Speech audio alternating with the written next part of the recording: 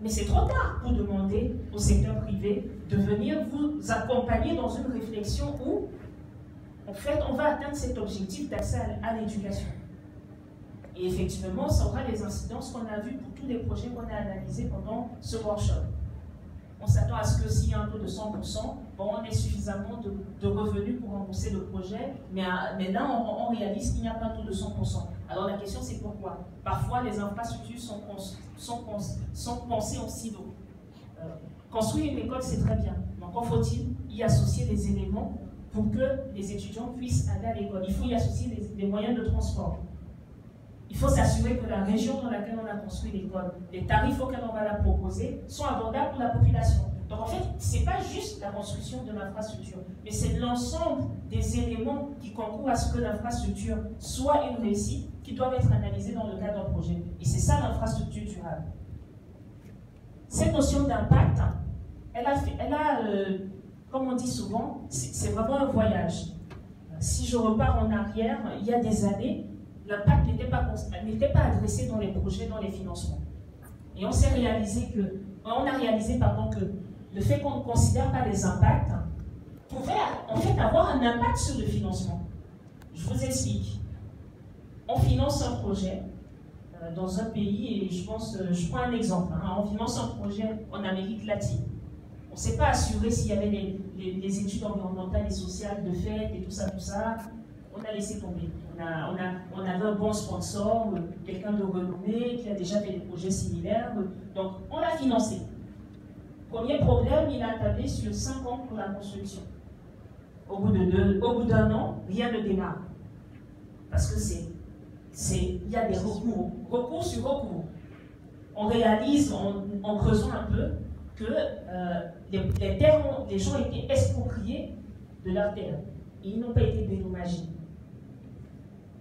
Le projet ne démarre toujours pas. Un an après, le projet ne démarre pas. Mais entre-temps, on a signé notre financement.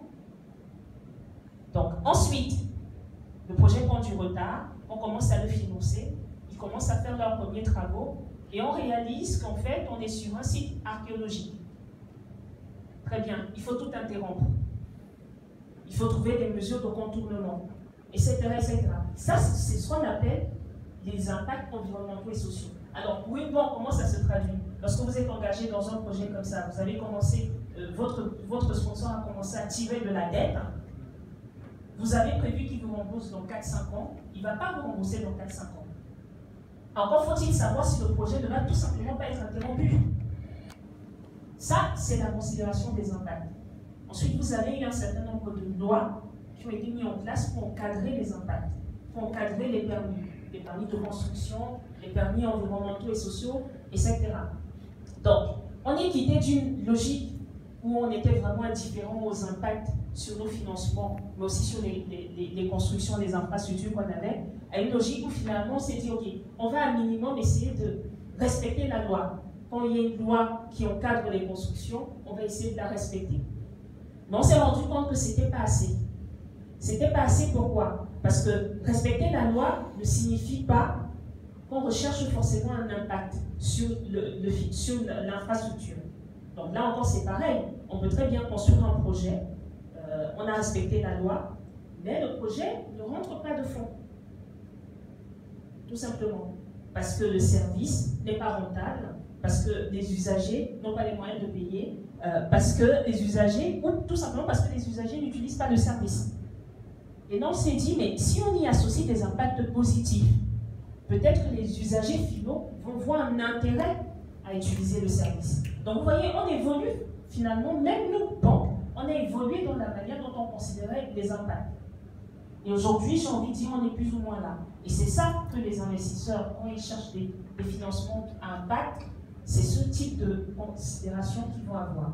Alors ça ne signifie pas qu'ils ne vont pas rechercher du profit, qu'ils ne vont pas chercher une certaine rentabilité. Ça signifie qu'à côté de la rentabilité, ils veulent que leur projet ait une utilité sociale, économique ou environnementale. À la Société Générale, on réfléchit déjà en amont. Est-ce que les impacts peuvent avoir une valeur financière ou pas? Et ça, c'est très intéressant. Alors, je reprends mon exemple de l'infrastructure. Vous construisez une école, c'est très bien. Le taux d'occupation de l'école n'est pas de 100%, parce qu'on n'a pas conçu le projet. Parce que si vous voulez, souvent, dans la plupart des pays, vous allez avoir, les investissements sont faits en silo. Quand on définit le macro-planning, on définit une stratégie globale. Dans l'implémentation, c'est le ministre de la Construction qui va faire la construction. C'est le ministre des Télécoms qui va regarder les télécoms. C'est le ministre de l'Énergie qui va regarder la question de l'énergie. Alors que sur un seul investissement, vous pouvez cumuler tout ça. Sur votre école, vous avez besoin d'avoir des réseaux. Vous avez besoin que le bâtiment soit énergétiquement performant. Vous avez besoin d'une infrastructure durable.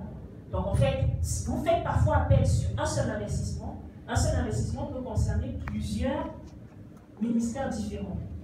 Mais le fait qu'on considère les investissements en silo fait qu'on surinvestit très souvent dans les projets. On dit on construit une école, et puis on revient construire l'infrastructure de communication autour. Ensuite, on réalise qu'on n'a pas mis l'électricité. C'est un autre service qui est associé, etc. Donc en fait, nous, on veut sortir de cette logique un peu de silo pour regarder les investissements en infrastructure d'une manière beaucoup plus holistique. Avant de lancer une construction, quels sont tous les impacts qu'il y a autour de ce projet? Et si impact il y a, qui a intérêt à ce que le projet réussisse? Parce qu'il faut aligner les intérêts de tous les différents acteurs sur la réussite d'un projet. Ensuite, est-ce qu'il est possible que ceux qui ont intérêt au projet, à la réussite du projet, financent une partie du projet et donc minimisent l'apport du financement public? Alors c'est très